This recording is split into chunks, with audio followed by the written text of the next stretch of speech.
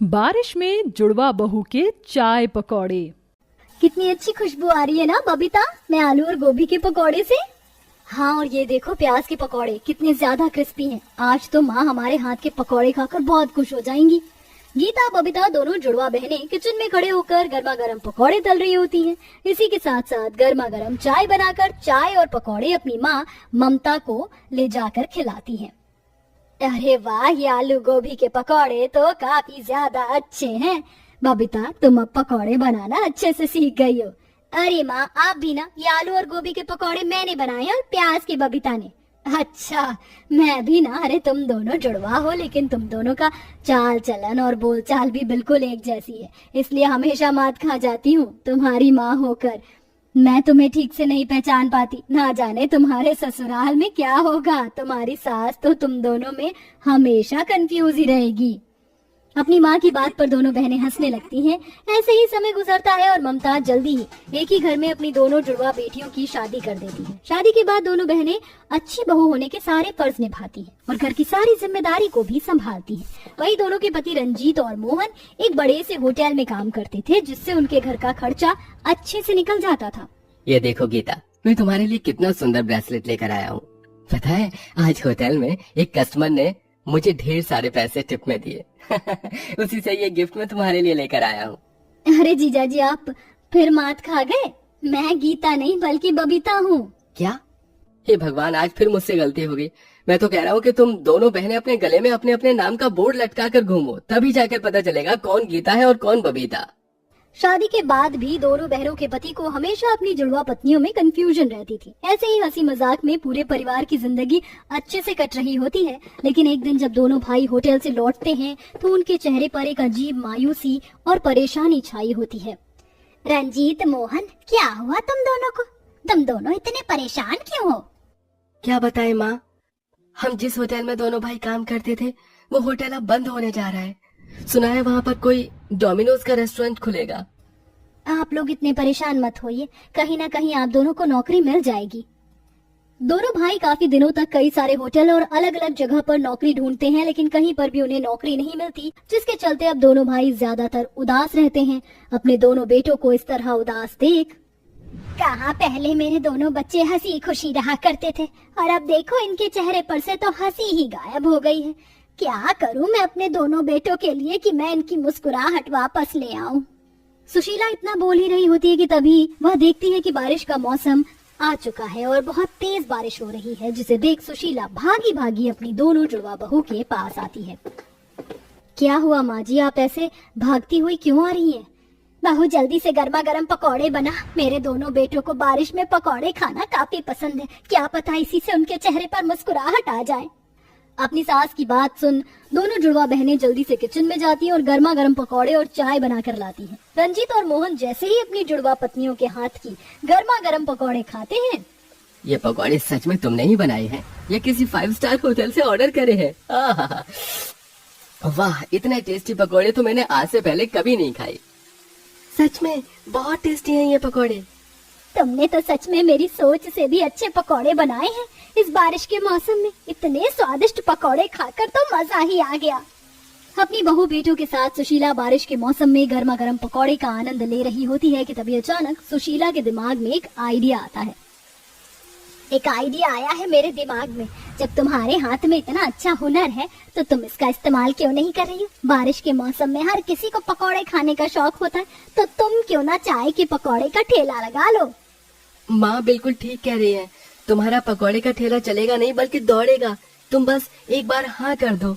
अपने ससुराल की हालत देखते हुए पकौड़े का ठेला लगाने के लिए दोनों मान जाती हैं और अगले दिन ही पकौड़े बनाने की सारी तैयारी कर ठेले पर पकौड़े बेचने के लिए निकल जाती हैं। आइए आइए और जुड़वा बहू के हाथ के गर्मा गर्म पकौड़े खाइए। एक बार आएंगे बार बार आएंगे। पूरे बाजार में इकलौते जुड़वा बहू को बारिश के मौसम में पकौड़े बेचता देख आसपास के लोग उनसे पकौड़े लेकर खाने लगते हैं, जो उन्हें काफी पसंद आते हैं। अरे भाई, ये पकौड़े तो बहुत स्वादिष्ट हैं और साथ में ये गर्मा गर्म चाय ने तो उसका स्वाद दुगना कर दिया है। अरे सच में आप लोग बहुत टेस्टी चाय पकौड़े बनाते हैं। एक और प्लेट पकौड़े दीजिए और हाँ, सारे मिक्स करके पैक भी कर दीजिएगा। आज तो मेरे बच्चे बारिश के मौसम में इतने टेस्टी पकौड़े खाकर बहुत खुश हो जाएंगे। कस्टमर को अपने पकौड़े की तारीफ करता देख दोनों जुड़वा बहनें काफी खुश होती हैं, जिसके चलते पहले दिन ही उनकी काफी अच्छी कमाई होने लगती है। पकौड़े के स्वाद के साथ साथ जुड़वा होने की वजह से भी लोग उन्हें देखने के लिए उनके ठेले पर आते और गर्मा गर्म पकौड़े भी खाते, जिससे दिन पर दिन उनकी कमाई बढ़ने लगती है और कुछ दिनों में दोनों जुड़वा बहू का पकौड़े का ठेला दौड़ पड़ता है। वहीं दूसरी तरफ, अरे ये कैसे पकौड़े दिए हैं तुमने हमें, हैं? एक तो इतने ठंडे, ऊपर से कोई स्वाद भी नहीं है, सारे पैसे बर्बाद। इतना बड़ा होटल तो खोल दिया लेकिन स्वाद रत्ती भर भी नहीं है। इससे अच्छा तो वो दोनों जुड़वा बहू का पकौड़े का ठेला है। क्या पकौड़े बनाती हैं दोनों। वो कस्टमर सेठ राजेश के पकौड़ों की बुराई कर सीधा जुड़वा बहू के पकौड़े के ठेले पर पहुंचता है और वहां से जी भर के पकौड़े खाता है। कुछ दिनों में दोनों जुड़वा बहू का पकौड़े का ठेला अब इतना फेमस हो जाता है कि कुछ लोग तो वहां ब्लॉगिंग करना भी शुरू कर देते हैं। देखिए गाइस, ये वही जुड़वा बहू का चाय पकौड़े का ठेला है जिसके पकौड़े खाने के लिए हम दूर दूर से आ रहे हैं। अगर आपको भी इनके पकौड़े खाने हैं तो मुझे कमेंट में जरूर बताइएगा, एड्रेस में पिन कर दूंगा। सोशल मीडिया की वजह से दोनों जुड़वा बहू पकौड़े के लिए काफी ज्यादा फेमस हो जाती हैं। अगर ऐसा ही रहा तो ये दोनों जुड़वा बहनें तो मेरा होटल बंद करवा देंगी। कुछ न कुछ तो मुझे करना होगा। अपना होटल बंद हो जाने की डर से राजेश भाड़े पर कुछ गुंडों को लेकर दोनों जुड़वा बहू के पकौड़े के ठेले पर पहुंचता है। तुम लोग कौन हो और यहाँ क्या कर रहे हो? चुपचाप से अपना ये पकौड़े का ठेला बंद करो और यहाँ से निकलो, आइंदा यहाँ दिख मत जाना। ये क्या दादागिरी है तुम लोगों की? हम यहाँ ठेला लगाने के लिए हर हफ्ते पैसे देते हैं, फ्री में नहीं लगाते। हम अपना पकौड़े का ठेला यहाँ से नहीं हटाएंगे, जो करना है कर लो। अरे लगता है लातों के भूत हैं, प्यार से नहीं मानेंगे। दोनों गुंडे लठ से मार मार कर गीता और बबीता का पकौड़े का ठेला तोड़ देते हैं और सारे सामान को भी नीचे फेंक देते हैं। देख लिया मुझसे पंगे लेने का नतीजा। इस बार तो सिर्फ ठेला तोड़ा है, अगर आइंदा इस मार्केट में दिखाई दी तो तुम दोनों की हड्डियां तोड़ दूंगा। राजेश और उसके गुंडों की बात सुन दोनों जुड़वा बहनें रोते हुए अपने घर आती हैं और अपनी सास और पति को सारी बात बताती हैं। उन लोगों की इतनी हिम्मत, मैं उन्हें छोड़ूंगा नहीं। रुक जाओ, तुम दोनों जानते भी हो वो राजेश कौन है? कई गुंडे लोगों से उसका कनेक्शन है। अगर कल को उसने तुम्हें या मेरी बहू को कुछ कर दिया तो क्या होगा? कल से तुम्हें उस बाजार में ठेला लगाने की कोई जरूरत नहीं है, तुम कहीं और ठेला लगाओगी। अपनी सास की बात मानकर दोनों जुड़वा बहुएं दूसरे बाजार में ठेला लगाती हैं, लेकिन इस बाजार में लोगों की ज्यादा चहल पहल नहीं होती है, जिसके चलते ठेला बहुत ही कम चलता है और ऐसे ही कई दिन गुजर जाते हैं।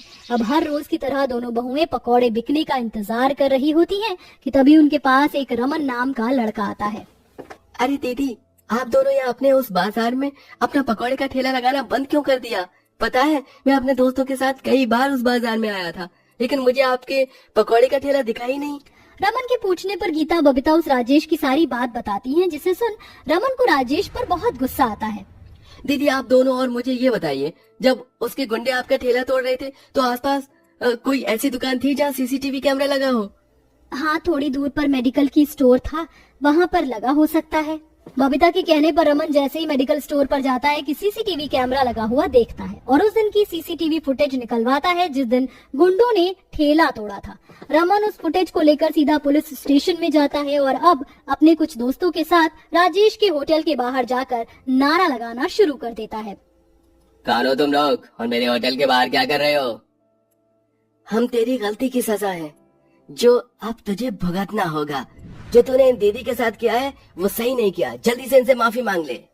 हाँ, वरना ये लोग तुम्हारा वो हाल करेंगे जो तुमने सपने में भी नहीं सोचा होगा। जानते भी हो किसे धमकी दे रहे हो? बबीता की बात सुन राजेश उसे मारने के लिए आने वाला होता है कि तभी सभी लोग अपना फोन निकाल कर उसकी वीडियो बनाने लगते हैं। थोड़ी देर में पुलिस भी आ जाती है और राजेश को पकड़ कर ले जाती है। रमन, तुम्हारा बहुत बहुत शुक्रिया, अगर तुम ना होते तो हम कभी भी राजेश को उसकी गलती की सजा नहीं दिलवा पाते। दीदी, ये तो मेरा फर्ज है। अब आप जल्दी से अपना दोबारा से पकौड़े का ठेला लगाइए, मुझे आपके हाथ के बने हुए गर्मा गर्म पकौड़े खाने हैं। रमन की बात सुन दोनों जुड़वा बहुएं काफी खुश होती हैं, जिसके बाद अब दोनों जुड़वा बहुएं फिर से मिलकर अपना पकौड़े का ठेला लगाती हैं और कुछ दिनों में अब वो अपना होटल खोल लेती हैं और अब सब हंसी खुशी रहने लगते हैं।